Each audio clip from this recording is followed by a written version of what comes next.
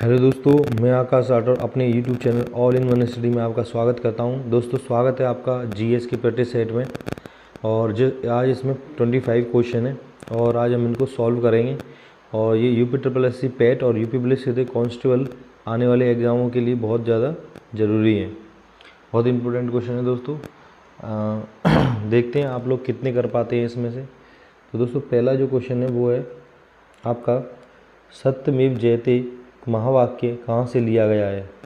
सत्यमेव जयते महावाक्य कहाँ से लिया गया है? शतपथ ब्राह्मण से, ईशोपनिषद से, मुंडक उपनिषद से और महाभारत से।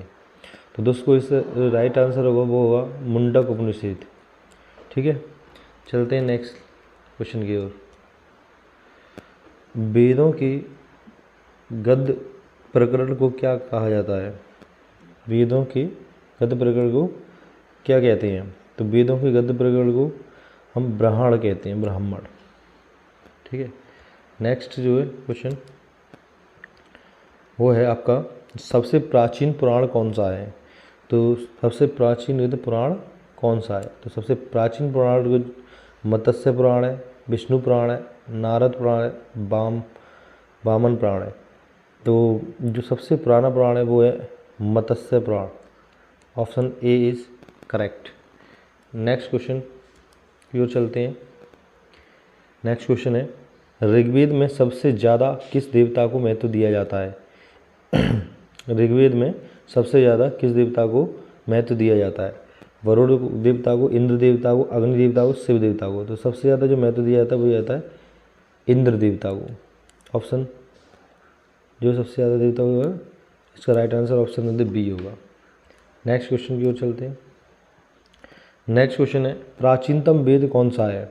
तो प्राचीनतम वेद जो है ऋग्वेद, अथर्ववेद, यजुर्वेद और सामवेद। तो प्राचीनतम वेद कौन सा है ये बताना है आपको। तो प्राचीनतम वेद जो है वो है आपका ऋग्वेद। ये सब जानते हैं इस क्वेश्चन को, बहुत मोस्ट इंपोर्टेंट क्वेश्चन है। प्राचीनतम जो वेद है वो है ऋग्वेद। उसके बाद किस भारतीय पुरातन ग्रंथ में अपराध और अपराधी का जिक्र किया जाता है? किस भारतीय पुरातन ग्रंथ में अपराध और अपराधी का जिक्र किया जाता है? अर्थशास्त्र में, मनुस्मृति में, न्याय मीमांसा में। तो इसका जो आंसर होगा फ्रेंड्स वो होगा उपरोक्त सभी।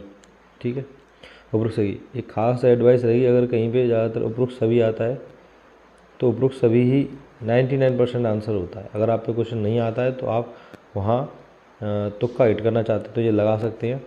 और ए व वी ये दो जो नंबर आते हैं, दोनों वाले जो होते हैं ना, बोथ, वो और उपरोक्त सभी, इनमें से आंसर है। अगर आपको क्वेश्चन नहीं आ रहा है और तुक्का ही लगाना चाहते हैं तो आप उपरोक्त सभी पे लगाएं और या दोनों पे लगाएं, ये सही रहेगा। चांस रहेंगे ज़्यादातर सही आपका क्वेश्चन जा सकता है। नेक्स्ट क्वेश्चन इज मनुष्य जीवन का सर्वोत्तम ध्येय, दे नहीं होगा इस जगह, ये ध्येय होगा। मनुष्य ध्येय क्या है? मनुष्य जीवन का सर्वोत्तम ध्येय जो है कैवल्य। ठीक है, जिसका अर्थ होता है केवल, जिसका अर्थ होता है क्या? इच्छाओं पर विजय प्राप्त करना। क्या होता है? इच्छाओं पर विजय प्राप्त करना। नेक्स्ट क्वेश्चन की ओर चलते हैं।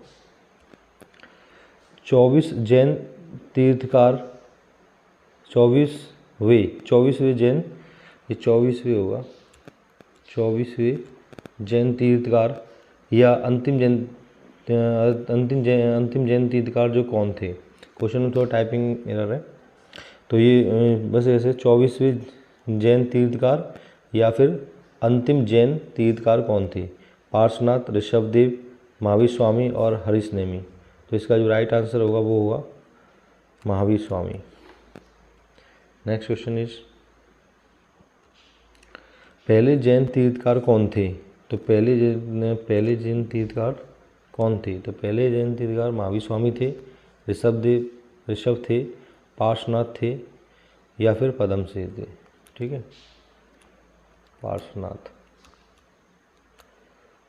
थे या तो इसका राइट आंसर दोस्तों जो होगा वो होगा ऋषभ थे।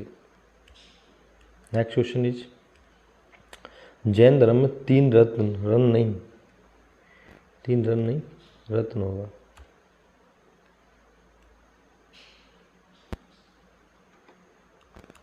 रत्न होता है, ठीक है, नॉट रन। तो जैन धर्म में जो 3 रत्न दिए जाते हैं निर्वाण मार्ग प्राप्त है, यानी कि जिससे मोक्ष की प्राप्ति इस तरह से मिल जाती है, ठीक है, मोक्ष के लिए। तो वो कौन से होते हैं? सही भाषण, सही ज्ञान, सही आचरण, सही विश्वास, सही ज्ञान और सही व्यवहार, सही विश्वास, सही पद और सही आचरण, सही विश्वास, सही ज्ञान और सही आचरण, उपरोक्त सभी। नहीं, उपरोक्त सभी कहाँ से, सॉरी। तो इसका ये राइट आंसर जो होगा वो डी होगा, सही विश्वास, सही ज्ञान और सही आचरण, ठीक है। चलते हैं नेक्स्ट क्वेश्चन की ओर। अशोक का सिंह चतुर्मुख स्तंभ शीर्ष कहाँ स्थित है? कन्नौज में, गौतम बुद्ध नगर में, संभल में। अशोक का जो चतुर्मुख जो शीर्ष स्तंभ है या शीर्ष स्तंभ वो कहाँ स्थित है? कन्नौज में, गौतम बुद्ध नगर में, संभल में, सारनाथ में। तो राइट आंसर होगा सारनाथ, सारनाथ में वो स्थित है। चलते हैं अपने नेक्स्ट क्वेश्चन की ओर। नेक्स्ट क्वेश्चन इज अशोक के प्रधान शिलालेखों में सबसे बड़ा शिलालेख, ये मोस्ट इंपोर्टेंट क्वेश्चन है, कई बार आ चुका है। अशोक के प्रधान शिलालेखों में सबसे बड़ा शिलालेख कौन सा है? तो दोस्तों आपको बता दूं जो सबसे प्रधान जो शिलालेख है वो कौन सा है, ठीक है।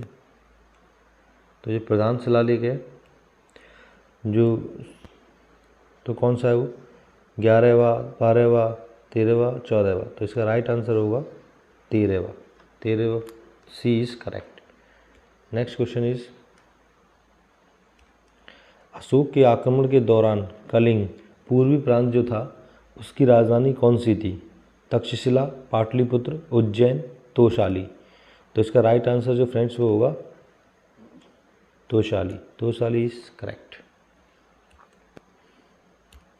नेक्स्ट क्वेश्चन, देवनाम प्रिय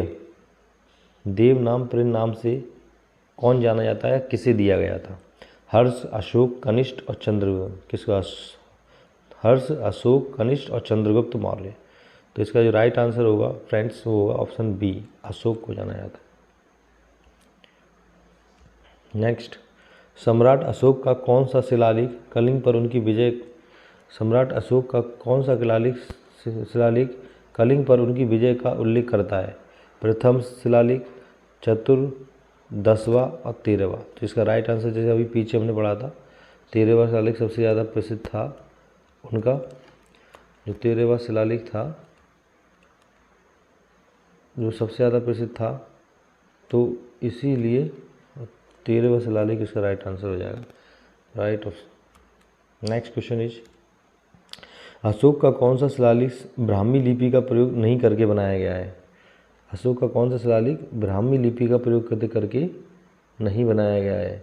तो ब्राह्मी लिपि का प्रयोग करके कौन सा वाला नहीं बनाया गया? सारनाथ, सहबाजगढ़ी और धौली और इनमें से कोई नहीं। तो एक राइट आंसर होगा इसका ऑप्शन बी, सहबाजगढ़ी। सहबाजगढ़ी के साथ एक और है उसको भी ब्राह्मी लिपि में नहीं बनाया गया है। नेक्स्ट क्वेश्चन इज मौर्य कला का सर्वोत्तम प्रतिमान है? मौर्य कला या मौर्य गतिकाल? मौर्य काल का सर्वोत्तम प्रतिमान जो है स्तंभ है, क्या है? स्तंभ में। उसके बाद नेक्स्ट क्वेश्चन इज अशोक का कौन सा अशोक के साम्राज्य के समय नहीं था? कश्मीर, गुर्जर, कर्नाटक और कामरूप। तो कामरूप नहीं था। सांची का जो स्तूप है वो किस काल में संबंधित है? सांची का स्तूप जो है वो मौर्य काल से संबंधित है। उसके बाद जो है कवि कालिदास और खगोलविद जो मिहिर थे वो कौन से कवि थे? वो थे तुम्हारे विक्रमादित्य। किसके दरबारी गति कवि थे? वो थे विक्रमादित्य के दरबारी कवि थे, ठीक है। Next question is Vikram Samvat प्रारंभ हुआ था 57 ईसा पूर्व, 78 ईसा पूर्व, 57 ईस्वी और 78 ईस्वी। तो जो वो विक्रम संवत हुआ था 57 ईसा पूर्व। हर्षवर्धन ने 5 इंडीज़ को अपने नियंत्रण में लिया। 5 इंडीज़ में कौन कौन से राज्य आते हैं? तो 5 इंडीज़ में जो राज्य आते हैं वो आते हैं पंजाब, कन्नौज, बंगाल और बिहार और उड़ीसा। वह स्थान जहाँ हर्षवर्धन ने बौद्ध महासम्मेलन का आयोजन किया था, तो वो किया था सारनाथ में। कहाँ किया था? सारनाथ में। शतपथ ब्राह्मण और का प्रयोग हुआ था।